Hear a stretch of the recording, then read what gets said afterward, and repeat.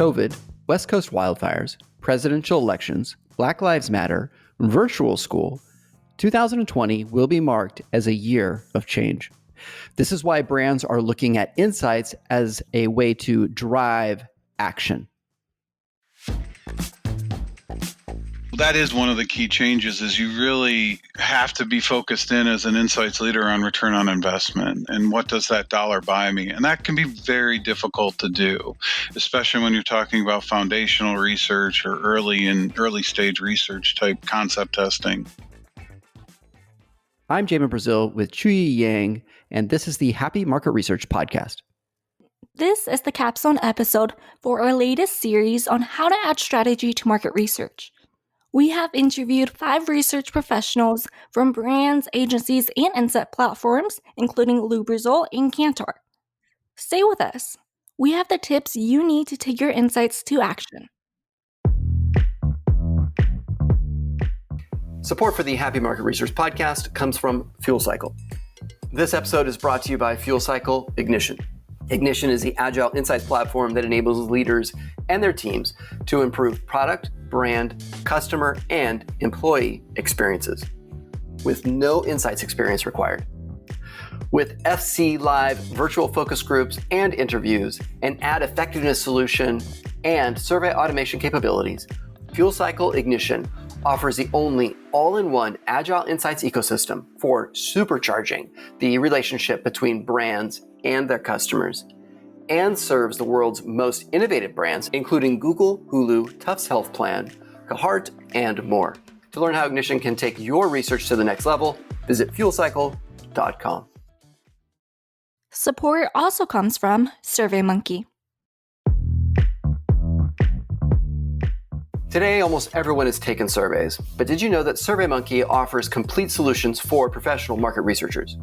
In addition to flexible surveys, their global audience panel, and research services, SurveyMonkey just launched a fast and easy way to collect market research feedback with 7 new expert solutions for concept and creative testing.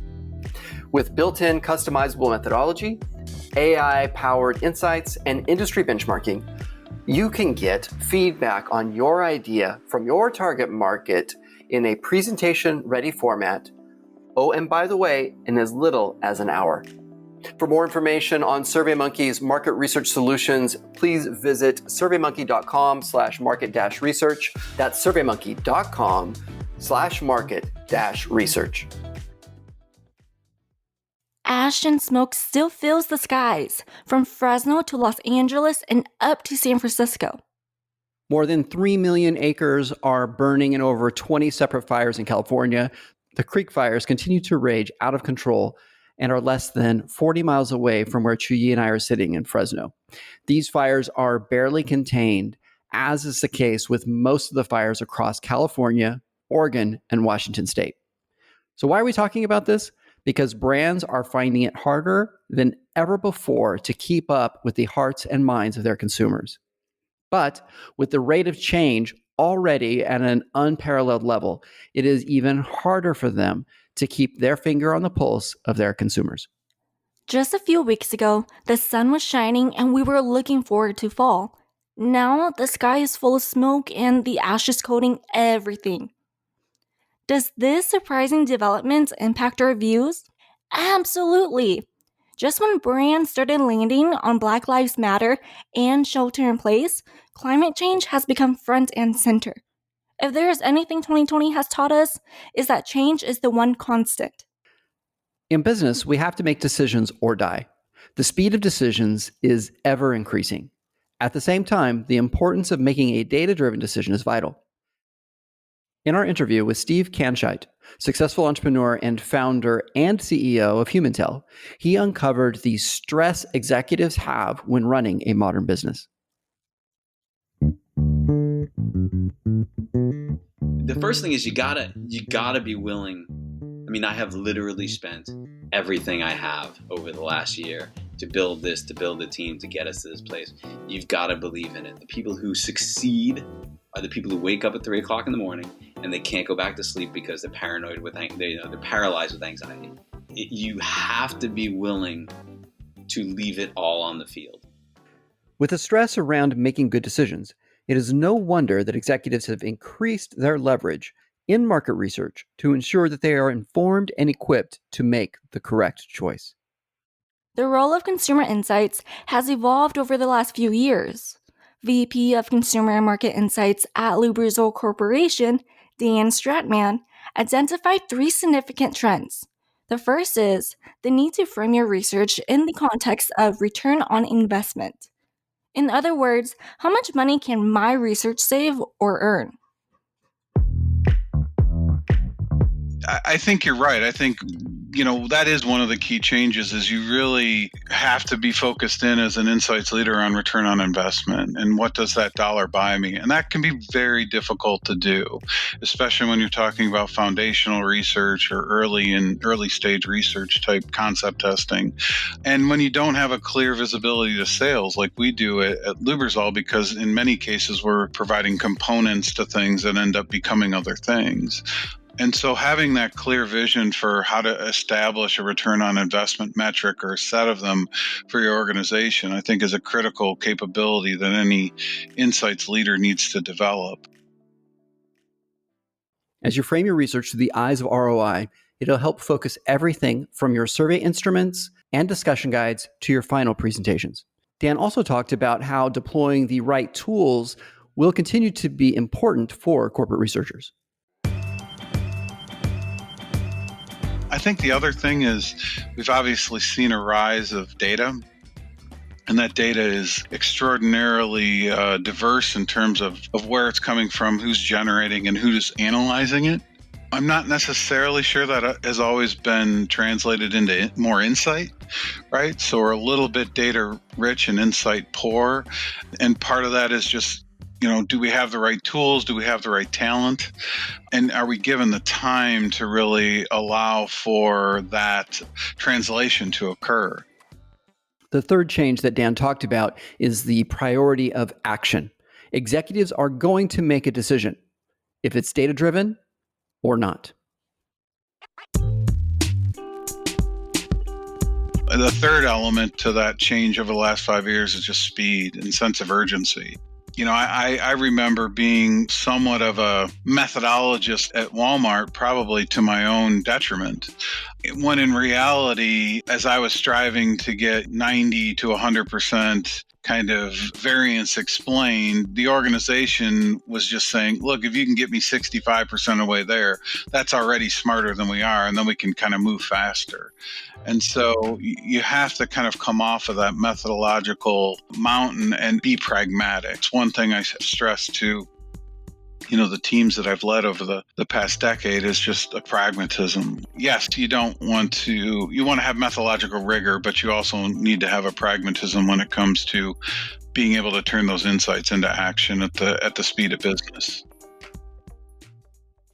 This priority of speed to insight, because action will be taken, was echoed by many of our guests in this series. Don Boyd, Kantar's UK Managing Director, identified several mistakes that are commonly made right now by researchers. The first one he calls the expertise trap. I think one of them is what I call the expertise trap in trying to just cover every single market. And every market variable, and you end up with this insane matrix of different research happening in different markets, and it just eats up costs. I'm a big fan of just of good enough, I suppose. And research shouldn't be an academic exercise trying to cover off every single sample cell, at least not in my book. It's only a tool to give clients an advantage they wouldn't otherwise have through better understanding. No more, no less. So I would do less, but better. So we know time is vital. Another tip is to focus on the edge rather than the middle. Many times in our research, we become so broad, we lose sight of the real consumer. Your consumers are not an average. In fact, nobody actually has 2.3 kids. Dom put it perfectly. I think perhaps another thing is just not being tuned in enough. With international research, despite going to all of this effort to doing lots of different territories and sample cells and whatnot, sometimes the research can end up being the worst of all worlds and just end up being an average. And like all averages, an average is a Frankenstein measure, really. And you can end up with just vanilla insight or just a lack of insight. You're just trying to find the common denominator, and in doing so just end up with a wash of nothing very insightful at all. And typically you see that happening in global ad campaigns all the time. They connect with precisely no one because they're made of precisely nothing. Since insights are all about finding something unique and different rather than reporting numbers in a PowerPoint, it is vital that our research have a story and have some unique insight that connects executives and the broader organization to the consumer. And so I would counsel towards, running towards the stuff that pulls things apart rather than necessarily just trying to find always for the commonest of grounds, because you end up with something that isn't very differentiated ultimately, because every your competitors are doing the same thing, and so you just end up with stuff that doesn't really give you an advantage. Ultimately, it's more interesting to look towards the edges, look for where the differences are, and try and embrace the differences, and do unexpected things is the other thing. Sometimes it's very easy to go for a standardized approach for all sorts of very good economic reasons sometimes. But actually, culture is a fascinating, wonderful, weird, strange, diverse thing. And I would experiment more and just have more fun with doing things that allow color and texture of culture to really permeate national research findings and debriefs. It should be as fun and as exhilarating as when you go and visit those cultures. And often it just ends up in a horrid PowerPoint deck of 200 slides, which for me is sort of death by 1,000 cuts, really. International research is part of every brand's research strategy. We talked to Dominic Carter and Debbie Howard of the Carter Group, a leading Japanese-based research firm, about tips when doing research in other countries. I would say is to immerse yourself in the culture so that you can see something outside of the research facility. Like, get out in the street, look at the retail environments, look at the homes, and try to understand how those differences might impact the way that people are living and feeling and reacting to the products and services that you're testing. Yeah, I think that's so important, Debbie. I remember we took basically the executive board of a very large company in the US on a safari about a year ago. And of course, we felt that we were dealing with complete neophytes here. And we were to a large extent, but like that client had actually, off their own bat, had actually spent some time just walking around in advance and on previous trips. And that really added to their ability to empathize. I have to be honest, this sounds like a lot of fun. By immersing yourself in another culture, even for an evening, it helps contextualize your research findings. Here is a specific story about the learning InHome Visits made for a cleaning company. One example, we had a cleaning company approach us a few years ago, and the first thing that I said to them is, look, we're just going to do 3 quick in-homes like while you're here, because they'd come to Tokyo just for a quick visit, a scoping visit, and said to them, look, let's get you into 3 homes ASAP, because I knew that they will have absolutely no idea what they're dealing with here. You're dealing with smaller homes. The bathrooms are different to what that's a European client. They're very different to what they are in Europe. Much smaller. The materials that you're cleaning are different. The issues are different with mold and so forth. So just get them before we even have any conversation about developing a market for your product here.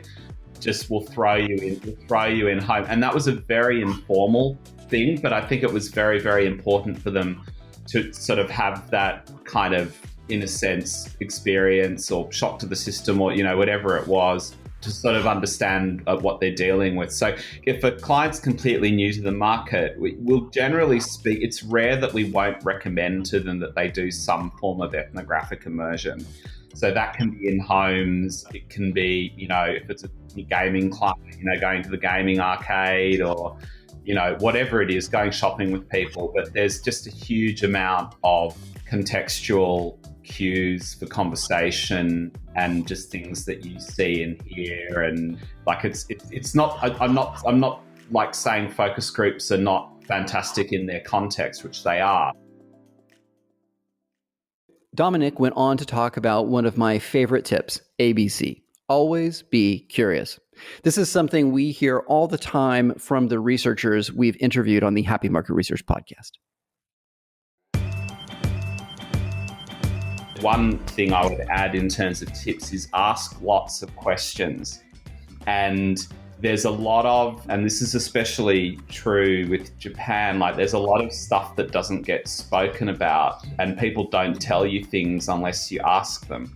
So asking lots of questions, ask lots of questions about the process. Can I do the same thing that I do back home? How long are things going to take? Those sorts of questions are very, very important, because the answers can be different than what you expect. And then also, before you're working with a supplier too, I would ask around other people who have worked in that same market who they would recommend working with. So I get as much kind of, in terms of the partner that you're working with, I get as much kind of informal feedback from people that in the industry about who they've worked with. This is the most exciting time to be in consumer insights. Modern executives are looking for better, faster, and cheaper ways to connect insights to action as the pressure to make decisions continues to mount. It is our job as market researchers to aid our organizations in their decision-making processes. This is where picking the right tool or partner is vital. Is it a micro decision, like something that will impact the user interface or inform customer support feedback? There's a ton of tools that already exist. It's kind of like the adage, teach a man to fish, you feed him for a lifetime. Many times people inside of the organization are reaching out to market research to conduct market research, but really what they need is the ability to be able to conduct a micro survey or have a micro conversation and get some feedback from a consumer themselves. So maybe there's a tool or a service that can be engaged by the decision maker along with some best practices that you can layer on top. These solutions would create access to the data by the decision maker for a better outcome while maintaining the integrity of the research without impacting that is the researcher's workload. Is it a macro decision? More and more brands are building internal capabilities to do some of the aspects of the research internally. However, they can't staff niche expertise. Partner with your customers. Don't be afraid to ask them what their biggest challenges are right now and what do they anticipate their needs to be in 2021. Your customers are looking for valued partners continually. So step up those conversations and engage with your customer, even if it isn't specific to a project that they have right now. The only unique product or service we have is our relationship with our customer or our internal stakeholders. Today, there is a ton of pressure on everybody. So it is a perfect time to come alongside others to help them achieve their objectives and just improve their overall life. In the next episode, we're releasing the long-form interview with Dom Boyd, Kantar's Managing Director of UK. Thinking about stakeholders that will ultimately use this research, not just in terms of the insight function or customer intelligence function or research function, but like who are ultimately the stakeholders that are going to be using this, and what is it that they find valuable, and how can you most influence them? So it's this, the old adage of a picture tells 1,000 words. So really be fearless in bringing real people into the boardroom. Happy Market Research is hosted and produced by me, Chuyi Yang, and Jamin Brazil. Special thanks to our referenced guests, Dan Stradtman, VP Consumer and Market Insights at Lubrizol Corporation, Dom Boyd, Kantar's UK Managing Director, Dominic Carter and Debbie Howard of the Carter Group, Steve Kantscheidt, Founder and CEO of Humantel. To subscribe to the podcast, go to iTunes or check out the Happy Market Research website at happymr.com. As always, you can interact with us on Twitter at happymrxp. Thank you for listening, and we'll see you next week.